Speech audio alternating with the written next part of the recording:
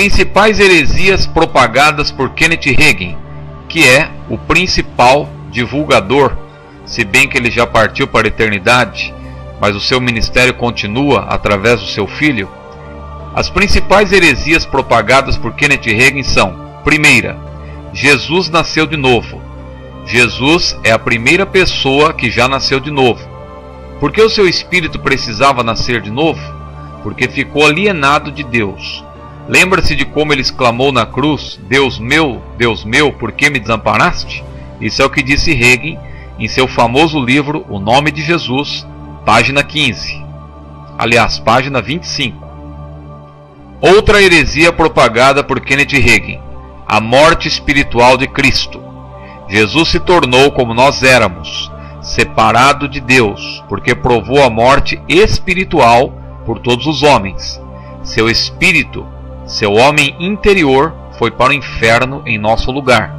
A morte física não removeria os nossos pecados. Provou a morte por todo homem, a morte espiritual.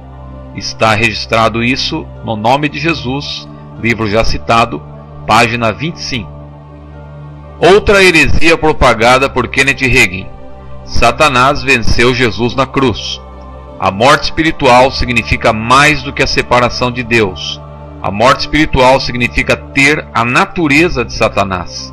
A natureza do diabo é ódio e mentiras. Jesus provou a morte espiritual por todos os homens. O Nome de Jesus, páginas 26 e 27.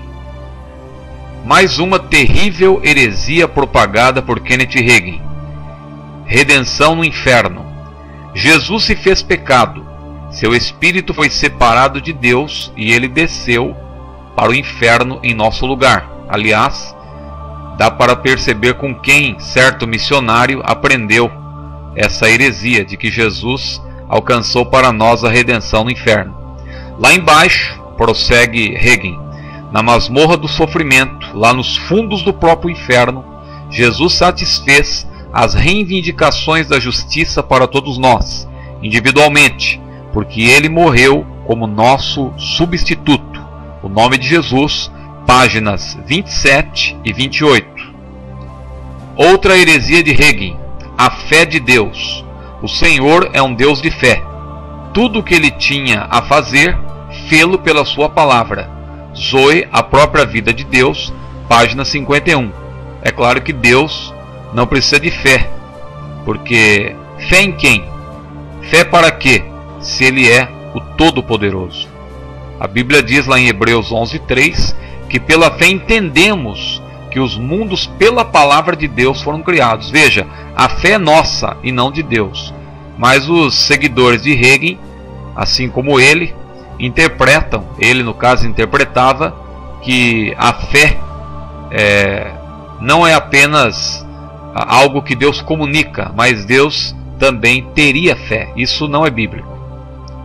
Agora, uma das piores heresias de Hagin: a diminuição de Deus. Deus nos fez tão semelhante a si mesmo quanto lhe foi possível. Fez-nos para pertencer à sua própria categoria. O Senhor fez o homem como seu substituto aqui na terra. Ele constituiu-o como rei para governar tudo que tinha vida. Vivia em termos de igualdade com o Criador. Zoe, a própria vida de Deus, páginas 50 a 51. Alguns seguidores de Hagin chegam a dizer, como o próprio Benny afirma, que o homem, Adão, originalmente podia voar, podia mergulhar e estar com os tubarões e as baleias, etc. E alguém perguntou a um seguidor de Hagin: será que o homem também podia botar ovo? Outra terrível heresia de Hagin: diminuição de Cristo. Nem o próprio Senhor Jesus tem uma posição melhor diante de Deus do que você e eu temos.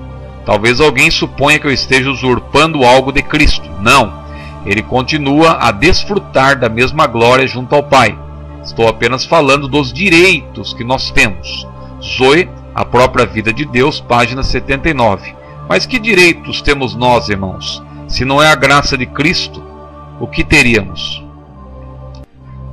Mais uma heresia de Hagin: somos deuses. Na realidade, eis o que é a vida eterna: Deus comunicando toda a sua natureza, substância e ser aos nossos espíritos. Louvado seja Deus! Tenho a vida e a natureza de Deus. Tenho 10 vezes mais sabedoria e entendimento do que o restante da classe. Zoe, a própria vida de Deus, páginas 10 e 29. Veja que heresia. Quem somos nós para sermos deuses? Quando Pedro falou em 2 Pedro capítulo 1, 4 em diante, de que somos participantes da natureza divina, isso, claro, é no que tange aos atributos comunicáveis de Deus. Por exemplo, Deus é amor e comunica amor, Deus é bom e comunica bondade, e assim por diante. Nada tem que ver com onipresença, onipotência e outros atributos incomunicáveis da deidade. Finalmente, apresento um resumo da teologia da prosperidade.